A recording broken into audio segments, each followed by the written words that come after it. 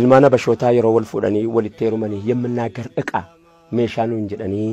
Oromoo baay'inaa walitti qabanii tirmaa taasisanii laatanii turanii kana qofaa miti baay'ee nuti uffatu anni xaggaachoom jedhanii dubbatu Oromoon ajoofnaa kan saba keenyaa kun rabbitti mul'atu jedheen iyyi nu gaafadhu rabbisitu nu gaafata eenyutti dhiphannaan eenyu bal'ifata eenyu gogaa nyaannaan eenyu laaffifata eenyu qullaa deemnaan eenyutu uffata eenyu dunuunfannaan eenyu jabanata jedhee seera kan kee kaa'uun beekaa bira kaa'uun seeraan buluu fi seeraan bulchuu fi taayitaaf guddinaa wal rakkisuu fi tokko ibidda ta'e tokko yaa baquu fi akkanaama dhibame gaafa kana namni kumni lama quba gurra kaate iyye jennaan bar innuma jeeqamne miira keessa galanii miira hamaa keessa galan miira hamtuu keessa galanii darajjiin tasgabbeessuu dadhabee akkana qofaa miti gaa isa bira dhaabbadhee moggaasaa danatee kana afaan mimmi'oo san sila jedhe bakka kaayyoo hundaa barreessee qubee oo kana shani beeytaa Oromummaa barbaacha qubatti keessa achumatti si hambisa oo jedhaddee kanaanis yaa rabbi ana ta'itti laateettee qubatti keessa oo jedha ammas owwaannaadha tokko oo jedhee si waamnaan owwaatte jala si galtee maqaa keetti maqaa saba keetiiti ittiin boonta waan ta'eef owwaattaati yeroo owwaatte si hawwata yeroo si hawwate qubatti keessa kooti jettee achitti hafta moggaasaa danatee kan afaan mimmi'oo iddoo kaayyoo hundaa barreessee qubee funyuun nu xaxaqaalee nu hidhee gaadi'uu tolfataa gorfataa ummata doodi'uu egaa waan akkasiiti ummanni iyyee tasgabbii dhabee achii ammas hidhaa lammaffaatu jira seennee ni dhabnee hin hidhamne booddee darajjee tolaa kuni laphee naa baate anumaaf sodaate nama baay'ee miidhame harka isaattis nama baay'ee miidhame jedhamee yaadama inninis immoo keessa immoo laphees namaaf baata itti jirti wanni itti jiraatti jirti garuu achi keessatti sabboonaa wayii natti fakkaata jaruma keessatti iyyuu sabboonaa wayii natti fakkaata namichi kuni Raayyaa naan jedhe duudhaaf jarjaraa jirtaa naan jedhe kophaatti na baafatee ati duuf jarjaraa jirta utuu silaa haftee hawaasa kanaaf biyya ummata kee kanaaf waa buuftaa tu biyyi silaa haftee tu jarjaruu baatte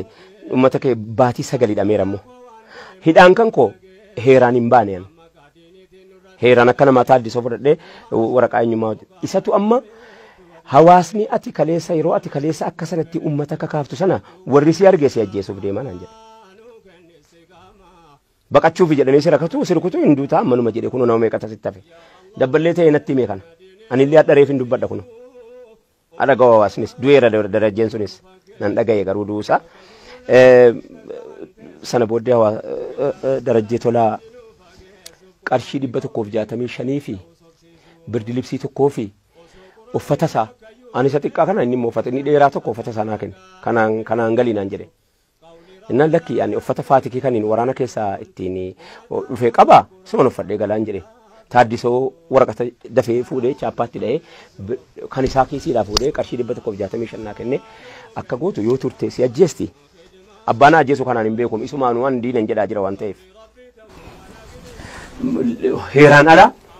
na baasee mana hidhaa keessaa achi ka'ee ijoollee Oromoo 2 waraana kan turte waraana dhaabbata dimokiraasummaa uummata Oromoo kan turte ijoollee 2 hidhannoo wajjinii naa kenne geessaati baabura Dirredawaa geessaa yaabbachiisaa kottaa jedhe naa laatee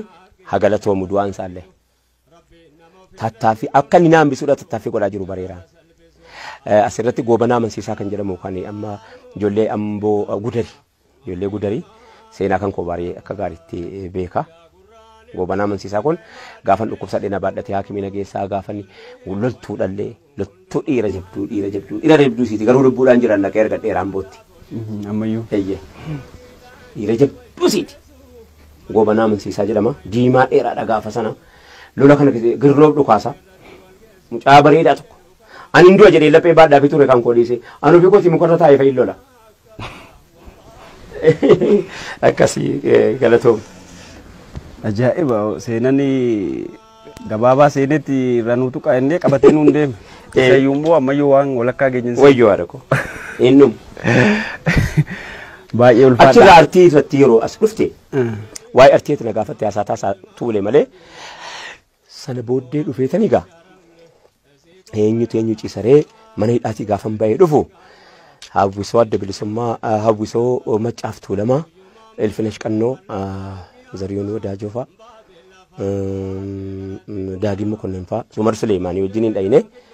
hawwisoon kun dhaabate gadaa baandii yeroo san dhaabatee jira nuti waan baay'enneef hawwisoo obbo Abdii Gimbii Tasfaayee Dheeressaa gaazexessaa Tasfaayee Dheeressaa urjii gaazexaa illee keessaan qaba sheerii urjii gaazexaa sun gad dhaabbate urjii gaazexaa sana gad dhaabbanni achi keessatti hawwisoo bilisummaa jennee ijaarree achi keessatti gaa innan booddee bareechee of argadhe artiin na keessatti uumamu achi keessatti argadhe jechuudha. Baay'ee kan na leenjise Abdii Qopheetii fi Aadamaaruun baay'ee leenjisuu keessatti na wajjin ofuma birana jiraachisanii akkam bakka biraan deemu. Eessatti immoo isaan? Magaalaa Finfinnee wajjin jiraanna mana kireeffannee gubbaa olii sana mana xiqqishaa tokko kibilii tokko kireeffannee. Uufamaa walirraa bartuu wal barsiiftu. Halqa Abdii Qophee irra fu Abdii Qophee dhimma Oromootiif jecha irra fu. Irrimni isan qabu. Utuu nyaatee yaaran galfatiin du'ee bade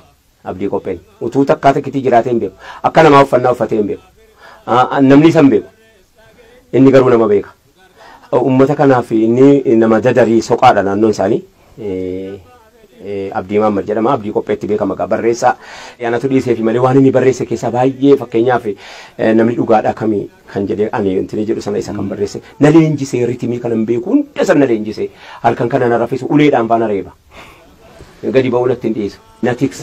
tiksa akkan egeree waa wayii fudhadhee sarkaan fadhu gochuudha baay'ee na wajjin taa'ee Aadamaaruun isaatii manaasaas na leenjisuu keessatti baay'ee na wajjin taa'anii akkasumas qabsaa'aa waraana bilisummaa Oromoo keessa jiru Suutee Baarentoo Usmaayyoo Muusaa nuti gaagaree tokko gaalaa kun. Baay'ee waan bareeda bu'uurri keessan kalee bu'aa fidee jiraarra ulfaadhaa isiniin jenna nullee. Mala akkasiisan keessa dabartanii as kalooftanii dhuftan kaasetti mee qabdu wallee? Manzuuma muka wallee kanneen qaban fakkaata. Lama guutuumu? Kaanii hundi isaatu gaa karuma hawaasaa kanatti gannaannaa meeshoo muuziqaa jala jiraafe maleetu jala jiraachuu baateefaa waan dhorkamaa natti hin fakkaatu walaloo kan koo akkan beektota islaamaa gaafadhe kaasettii CD kan islaamaa afaan oromootiin CD 31 qaba akkasi. Sa manzuumaa yookiin nashidaa inni kana? Eeyyee. 31.